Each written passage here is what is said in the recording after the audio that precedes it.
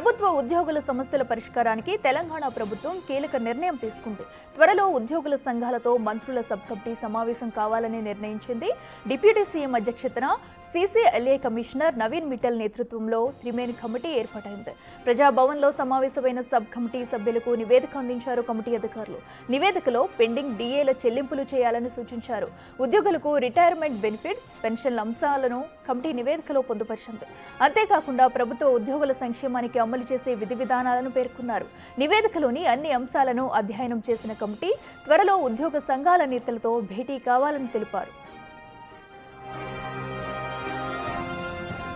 ఉద్యోగుల సమస్యల పరిష్కారానికి డిప్యూటీ సీఎం బట్టి అధ్యక్షతన త్రిసభ్య కమిటీ ఏర్పాటైంది.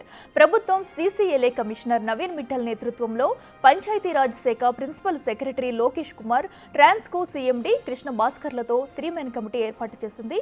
ఇక సబ్ కమిటీకి అందించే నివేదికలో ఉద్యోగుల సమస్యలను కేటగిరీల వారీగా విభజించి వాటి పరిష్కారానికి అవసరమైన సిఫార్సులను సూచించారు. సబ్ కమిటీ సభ్యులైన మంత్రులు పొన్నం ప్రభాకర్, ప్రభుత్వ సలహాదారు కేశవరావు సమావేశంలో పాల్గొని నివేదికను అధ్యయనం చేశారు.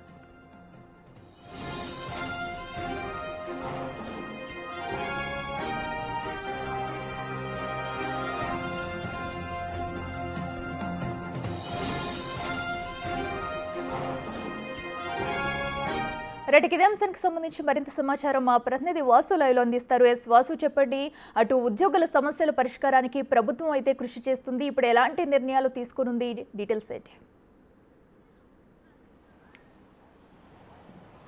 తెలంగాణ ప్రభుత్వ ఉద్యోగుల సమస్యల పరిష్కారానికి కోసం ఏదైతే కమిటీ ఏర్పాటు చేశారో అధికారుల కమిటీకి సంబంధించి నిన్న ఒక నివేదికను మంత్రుల సబ్ కమిటీకి అందజేయడం జరిగింది. అయితే ప్రధానంగా గత కొంతకాలంగా తెలంగాణ ప్రభుత్వానికి సంబంధించి కూడా అధికారులు ఆందోళన దిశగా బాటపడుతున్న నేపథ్యంలో కూడా ఆ సమస్య పరిష్కారాలు గత ప్రభుత్వ హయాంతో పాటు ఇప్పటి వరకు కూడా పెండింగ్లో ఉన్నటువంటి ప్రభుత్వ ఉద్యోగుల సమస్యలన్నీ కూడా పరిష్కరిస్తామని కూడా ప్రభుత్వం హామీ ఇచ్చిన నేపథ్యంలో ప్రభుత్వ ఉద్యోగులు అయితే ఆందోళన విరమించారు. కాబట్టి ఈరోజు అయితే అధికారుల త్రీమెన్ కమిటీ ఏర్పాటు చేశారు. దీంట్లో సీసీఎల్ఏ కమిషనర్ నవీన్ మిట్టల్తో పాటు పంచాయతీరాజ్ శాఖ ప్రిన్సిపల్ సెక్రటరీ లోకేష్ కుమార్తో పాటు సీఎండీకి సంబంధించినటువంటి కృష్ణ భాస్కర్ కూడా ఉన్నటువంటి పరిస్థితి. వీళ్ళు ముగ్గురు కూడా ఎవరైతే ఉద్యోగ సంఘాలతో పలుమార్లు భేటీ అయ్యి వాళ్ళకు ఉన్నటువంటి సమస్యలు ఏంటి, ఎలాంటి బకాయిలు పెండింగ్లో ఉన్నాయి, ప్రభుత్వం నుంచి వాళ్ళకి రావాల్సినటువంటి బెనిఫిట్స్ ఏంటి అన్న అంశంపైన కూడా పలుసార్లు భేటీ అయ్యారు. వాళ్ళు ఇచ్చినటువంటి వాళ్ళు ఇచ్చిన నివేదికలన్నీ కూడా తీసుకొని నిన్న ప్రజాభవన్ సంబంధించి కూడా బట్టి విక్రమార్క నేతృత్వంలో ఉన్నటువంటి సబ్ కమిటీకి కూడా అందజేయడం జరిగింది. ఈ సబ్ కమిటీలో పొన్నం ప్రభాకర్తో పాటు కేశవరావు కూడా ఉన్నారు.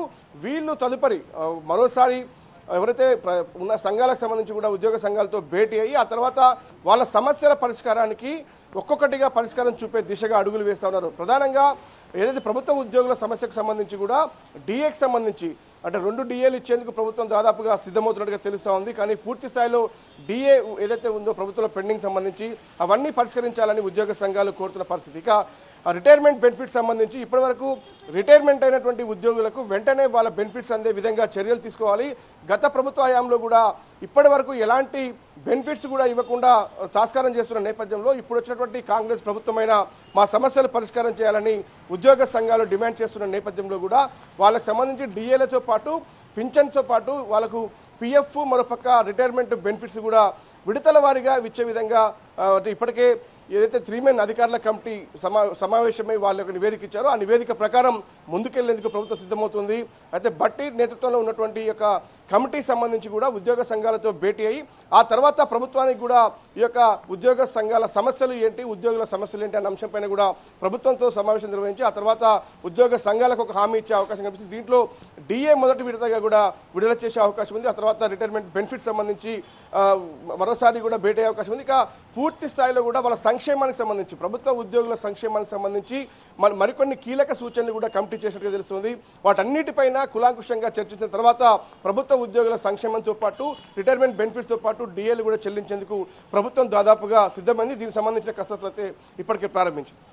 వాసు, అయితే ఇప్పుడు ప్రధానంగా త్రిసభ్య కమిటీ తీసుకున్న నిర్ణయాలలో కూడా ఎప్పటి వరకు ఇవన్నీ అమలు చేసే అవకాశం కనిపిస్తుంది అనుకోవచ్చు? ఎస్, ఇప్పటికే త్రిసభ్య కమిటీ నిన్న ప్రజావేదికకు సంబంధించి కూడా బట్టి విక్రమార్కతో భేటీ అయ్యారు. ఉద్యోగ సంఘాలు వాళ్ళు ఏదైతే రిప్రజెంటేషన్లు ఇచ్చారో ఆ రిప్రజెంటేషన్లు అన్ని కలిపి కూడా ఒక నివేదిక సమర్పించారు. అయితే ఇప్పుడు ప్రస్తుతం రాష్ట్రం ఉన్నటువంటి ఆర్థిక పరిస్థితుల నేపథ్యంలో ముందుగా ఎవరికి ఎలాంటి బెనిఫిట్స్ అందచేయాలి, డిఏలకు సంబంధించి 1, 2 అన్న అంశం పైన ఇంకా ప్రభుత్వం నిర్ణయం తీసుకోవాల్సి ఉంది. కాకపోతే విడతల వారీగా ప్రభుత్వ ఉద్యోగులకు రావాల్సిన బెనిఫిట్స్ అన్ని కూడా క్రమంగా నెరవేరుస్తామని ఇప్పటికే ముఖ్యమంత్రి రేవంత్ రెడ్డి పలు సందర్భాల్లో చెప్పినటువంటి నేపథ్యం. ఎందుకంటే గత ప్రభుత్వ హయాంలో జరిగినటువంటి అప్పులు కావచ్చు, ప్రస్తుతం రాష్ట్ర ప్రభుత్వం ఎదుర్కొంటున్నటువంటి ఆర్థిక సమస్యలు కావచ్చు. కాబట్టి ప్రభుత్వ ఉద్యోగులకు రిటైర్మెంట్ బెనిఫిట్స్తో పాటు డిఏల చెల్లింపుల్లో ఆలస్యమైంది. కానీ ఖచ్చితంగా మా ప్రభుత్వం ఇవి నెరవేరుస్తుందని కూడా ఇప్పటికే ముఖ్యమంత్రి హామీ ఇచ్చిన నేపథ్యం. కాబట్టి మొదటగా ఎలాంటి వాటికి ప్రాధాన్యత ఇవ్వాలి, ఉద్యోగ సంఘాలు ఏం డిమాండ్ చేస్తూ ఉన్నారు వాళ్ళు, ఎందుకంటే ప్రధానంగా ఇప్పటివరకు కూడా రిటైర్మెంట్ అయినటువంటి ఉద్యోగులు బెనిఫిట్ అందక చాలా అనేక ఇబ్బందులు పడుతున్నటువంటి నేపథ్యం కనిపిస్తూ ఉంది. పిల్లల పెళ్లి విషయంలో కావచ్చు, ఇల్లు కొనుగోలు విషయంలో కావచ్చు, అనేక ఇబ్బందులు పడుతున్న నేపథ్యంలో మొదటగా ఎవరికి ఎలాంటి బెనిఫిట్స్ అందే విధంగా చర్యలు తీసుకోవాలనో ఏదైతే త్రిసభ్య కమిటీకి సంబంధించినటువంటి నివేదిక ఆధారంగా మంత్రుల కమిటీ ప్రభుత్వంతో చర్చించి ఈ సమస్యల పరిష్కారానికి అయితే కసరత్తును ప్రారంభించింది. Right Vasu, thank you.